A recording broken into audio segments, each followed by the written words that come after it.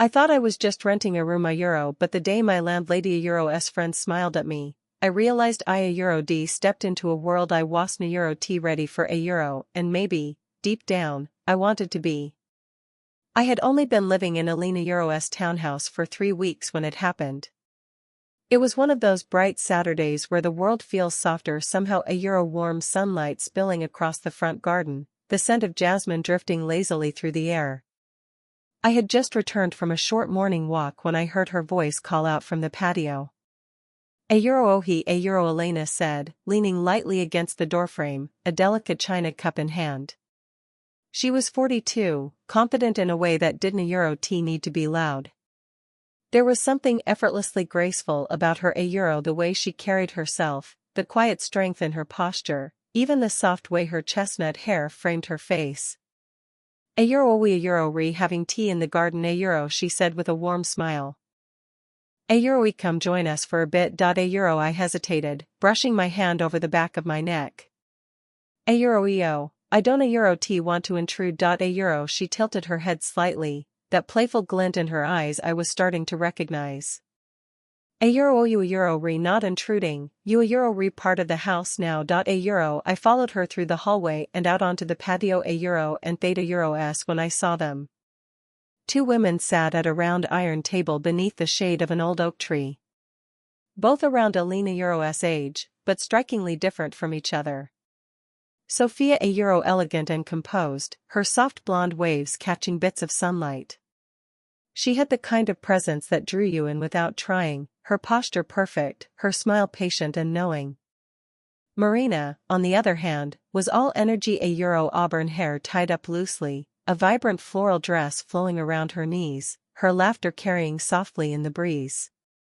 She radiated a playful warmth that immediately put me on edge, though not in an unpleasant way. Alina s mysterious tenant Marina said as soon as I stepped onto the patio, her voice teasing but kind. Finally, we get to meet you properly. I managed a small laugh, sliding into the empty chair beside them. Mysterious? I just keep to myself. Sophia s gaze lingered on me, calm and steady, before she said softly, quiet men often have the most interesting thoughts. I didn't T know how to respond to that, so I busied myself with the tea Elena poured for me. The porcelain was warm in my hands, and for a moment, I focused on that on the steam curling lazily above the surface, on the faint notes of chamomile. The conversation flowed easily around me about books, travel, and memories of summer evenings gone by. I tried to listen more than I spoke, but every now and then, I caught one of them watching me. A subtle glance. A half-smile. At one point, Sophia reached across the table to pass me a plate of lemon tarts. Her fingertips brushed against mine barely a touch, but enough to send an unexpected current through me. I set the plate down carefully, hoping no one noticed the way my breath hitched. The laughter, the sunlight, the closeness it all felt different somehow. Like stepping into a world I didn't T quite understand but couldn't T stop wanting to. The garden was alive with warmth and soft laughter, but something in the air had shifted since I D sat down. Maybe it was the way Marina kept leaning closer, her elbow resting lazily on the table, or the knowing look Sophia occasionally sent my way as if she could read every unspoken thought in my head.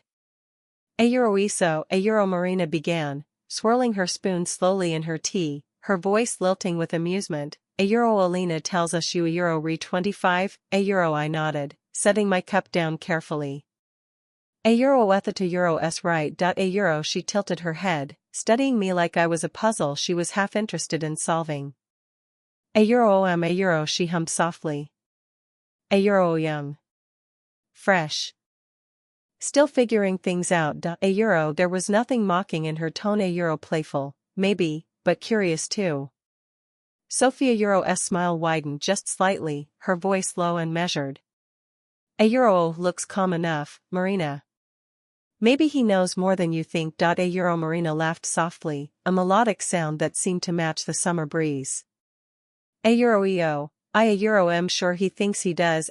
She said, eyes narrowing ever so slightly. A euro but I don't a euro t know if he euros ready for our kind of fun. A euro I blinked, unsure if she was joking, but Alina euros quiet chuckle told me she euro d heard this before.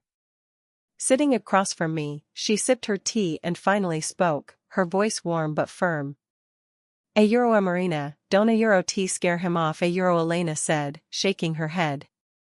A euro we he a euro s a guest here, not one of your experiments. A euro an experiment, a euro I repeated, laughing nervously, trying to mask the way my heart picked up its pace. Sophia leaned back in her chair, her hands folded neatly in her lap. A euro don't a euro t mind her. A euro she said smoothly. A euro ocean enjoys seeing how people react. A euro Marina gave a mock gasp, her hand resting over her chest dramatically. A euro a euro am perfectly harmless. A euro then, lowering her voice ever so slightly, she added, a euro most of the time. A euro I didn't a euro t know why, but something about the way she said it. A euro soft, playful, deliberate. A euro sent an involuntary warmth crawling up the back of my neck. Trying to steady myself, I turned toward Elena, who was watching the exchange with a quiet amusement. Her gaze held mine for a fraction longer than necessary, something steady and grounding in her eyes. It was subtle, but it calmed me. A euro like she could sense my hesitation. Still, I wasn't a euro t immune to the energy between us all. There was a quiet electricity at the table, not spoken but felt. A euro in the stolen glances, in the light brushes of hands as cups were passed, in the way Marina Euro's laughter lingered a little too long after each teasing remark. At one point, Marina reached for the sugar bowl just as I did. Her fingers grazed mine. A euro soft, warm, fleeting. A euro, and for a moment, neither of us moved. A euro eckerfool. A euro she said softly, almost under her breath, a faint smile playing on her lips. Sophia caught the moment too, her gaze sharp but unreadable, before she turned her attention back to her tea. I swallowed hard, forcing a laugh to break the tension. A euro am starting to think I walked into the wrong garden. A euro Elena said gently, finally speaking again. Her voice carried the kind of quiet assurance that seemed to settle everything. A euro re exactly where you should be. A euro the words lingered longer than they should have. And though the conversation drifted back to safer topics, a euro travel, favorite books, little fragments of their pasts, a euro I couldn't a euro t ignore the way their presence made me feel. Like I was being pulled into something I didn't a euro t fully understand. A euro and maybe, just maybe, I didn't a euro t want to resist. After tea, the sunlight had shifted, spilling through the kitchen windows in golden ribbons. The soft hum of conversation still drifted from the garden where Sophia and Marina were laughing over something I didn't a euro t catch. Elena stepped into the hallway, balancing a small stack of boxes in her arms. She paused when she saw me by the kitchen counter. A euro would you mind giving me a hand? A euro she asked, nodding toward the stairs. A euro at these need to go up to the attic. A euro of course. A euro I said, quickly moving to take half the boxes from her. Her smile was small, quiet. A euro the kind that didn't a euro t ask for attention but drew it anyway. A euro thanks. A euro she murmured, leading the way toward the narrow staircase at the end of the hall. The steps creaked softly beneath our weight as we climbed, the air growing cooler the higher we went. The hallway was narrow, and there were moments when her shoulder brushed mine, the contact fleeting but impossibly noticeable. I tried to steady my breathing, focusing on the soft thud of our footsteps, the faint murmur of voices fading behind us. At the top, Elena pushed open the attic door, and a rush of faintly perfumed air greeted us. A euro lavender and cedarwood, mixed with the subtle scent of time itself. Dust floated in the golden light spilling from the small round window, tiny motes dancing lazily in the air. We set the boxes down on an old trunk near the far wall. For a moment, neither of us spoke. A euro sorry to drag you into this. A euro she said finally, her voice low and soft in the quiet. A euro I usually do this myself, but Sophia insisted we leave it for today. A euro I shook my head, smiling faintly. A euro I don't a euro t mind. Eat a euro s a euro nice up here. A euro her gaze followed mine, taking in the old wooden beams, the stacks of forgotten furniture, the faint hush of the room. A euro v always loved this space a euro she admitted. A euro it feels a euro safe somehow. Like the world slows down here. A euro I looked at her then, really looked at her a euro the way the light from the window touched her face, softening her features, catching faint strands of chestnut hair where they had come loose.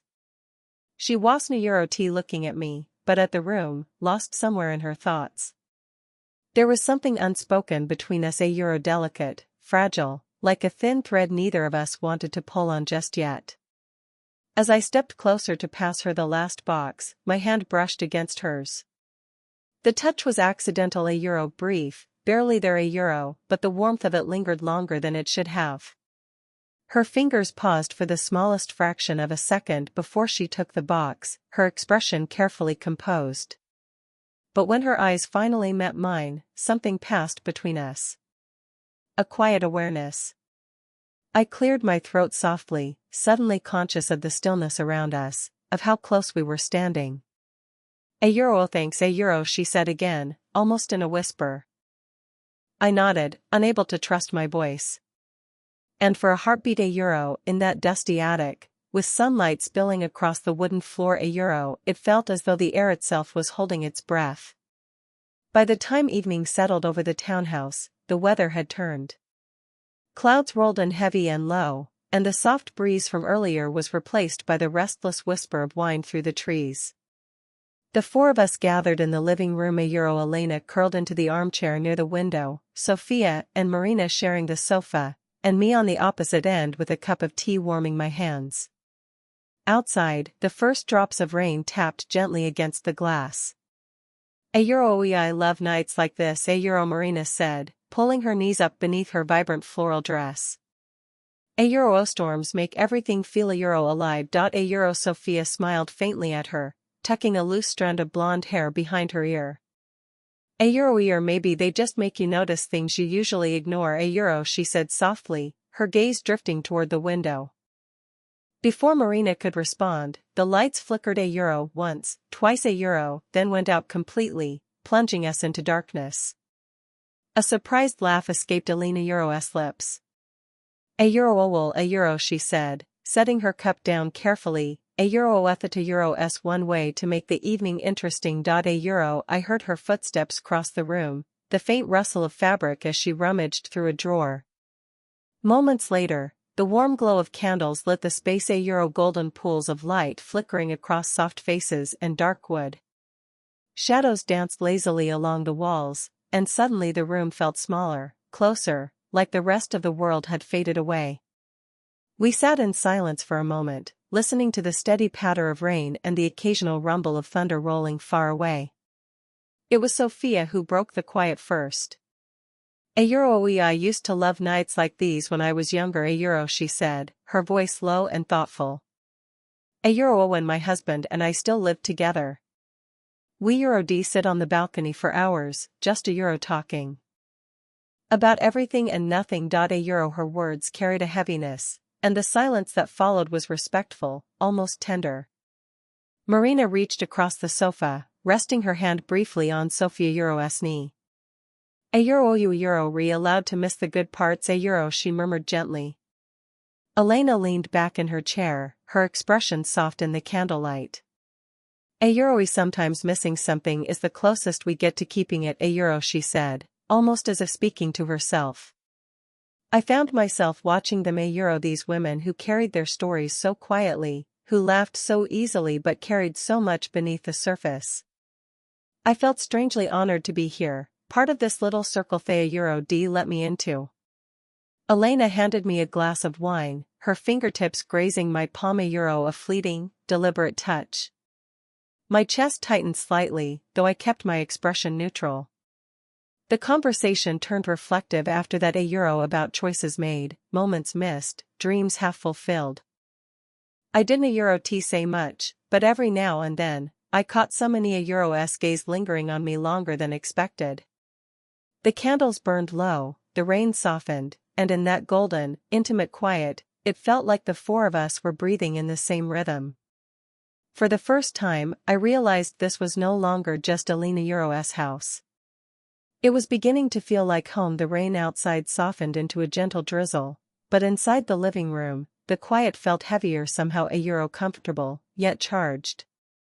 The candles burned low, throwing warm, flickering light across soft faces and polished wood.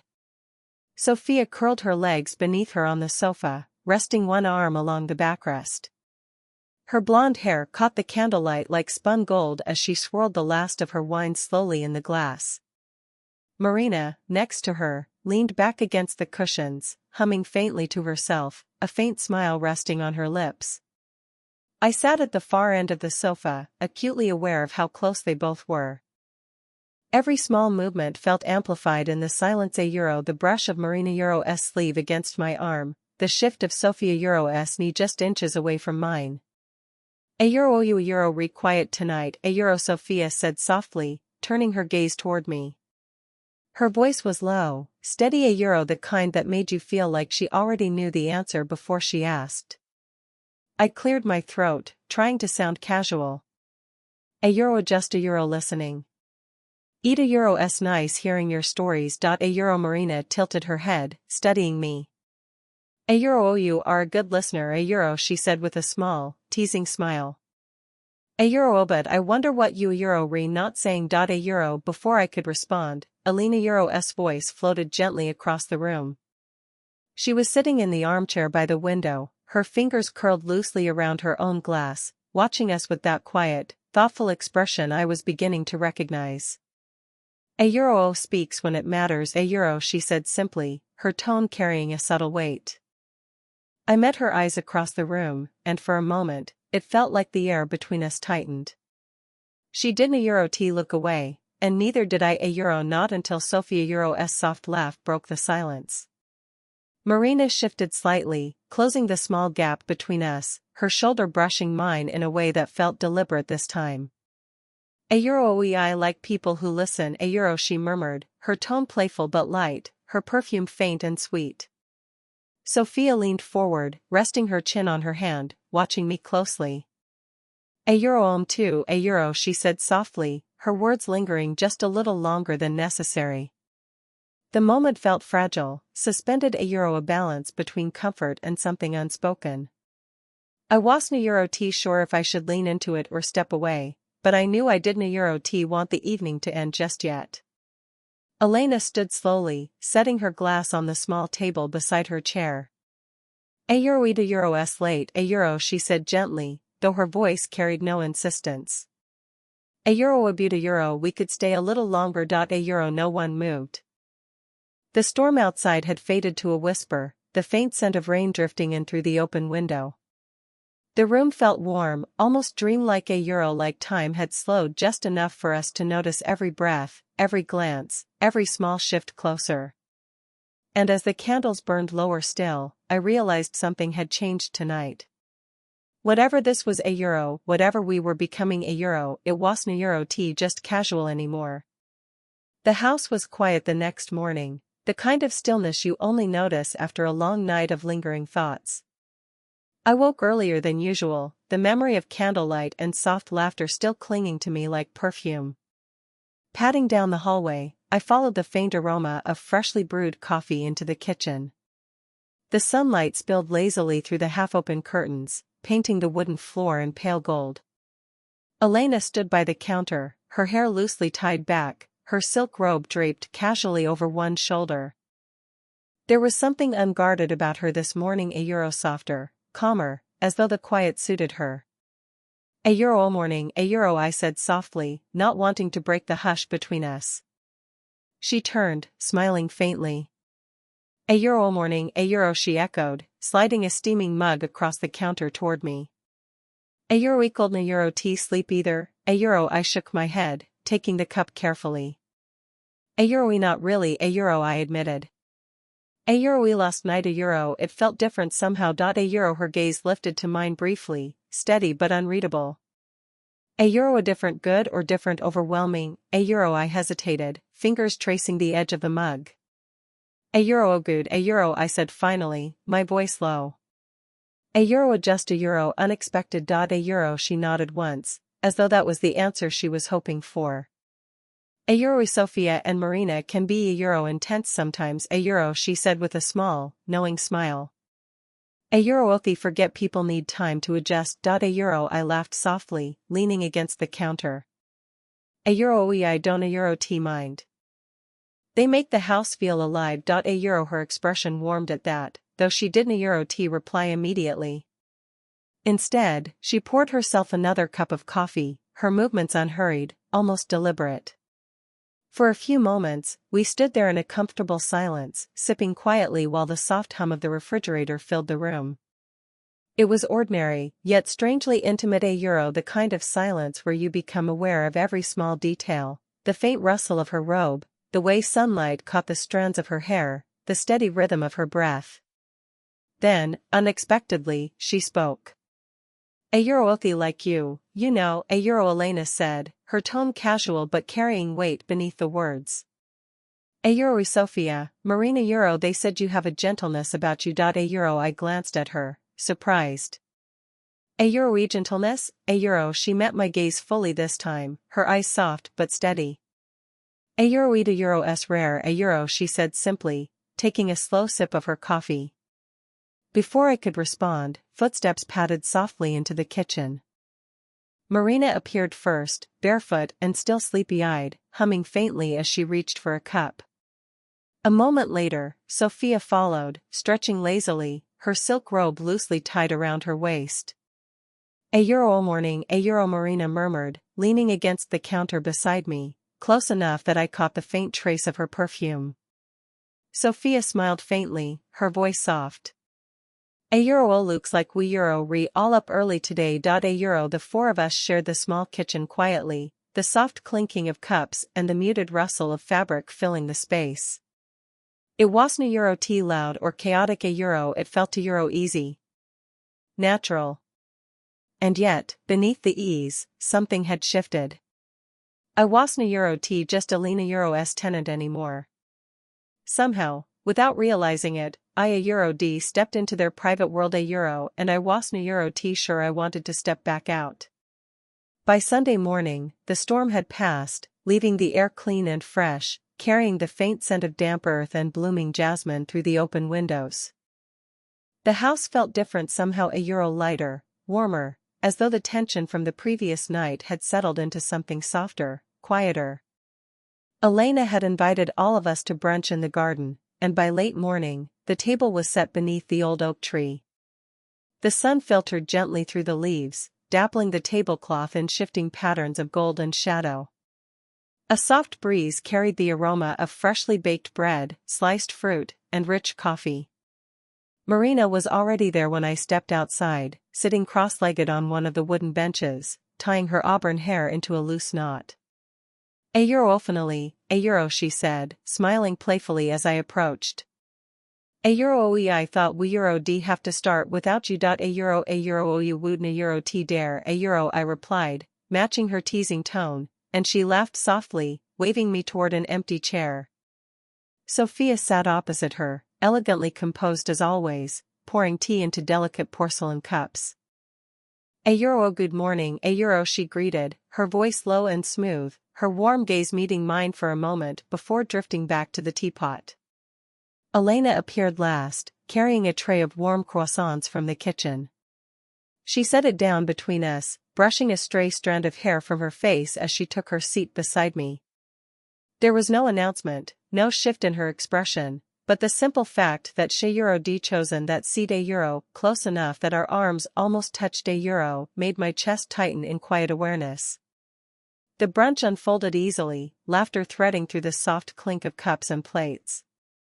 Marina recounted a story from her recent trip, her expressive hands painting images in the air, while Sophia occasionally added quiet, witty remarks that made us all laugh. Elena mostly listened, but every so often, she euro D glanced my way with a small, knowing smile. A euro one I was beginning to understand. At one point, Sophia reached across the table to refill my cup. Her fingertips brushed mine, deliberate yet subtle, and I caught the faintest flicker of a smile on her lips. Marina noticed and arched an eyebrow playfully, but said nothing. The sun shifted higher, spilling golden light across the table, and the garden seemed wrapped in its own little world. A birdsong, breeze, and soft voices blending together until time felt slower somehow. I leaned back slightly, watching the three of them. So different, yet so connected. And realized just how much had changed since that first afternoon in the garden. What began as politeness had become something deeper: trust, closeness, belonging. As I reached for a croissant, Alina's hand rested lightly on mine for the briefest moment. She didn't say anything. She didn't need to. The gesture was simple, quiet, yet it carried everything unspoken between us. For the first time since moving into the house, I felt no hesitation. I wasn't just a tenant anymore. I was part of their world now. And, in some unexpected way, they were becoming part of mine. The sunlight warmed my face, laughter spilled softly across the table, and for the first time in a long while, everything felt exactly as it should be.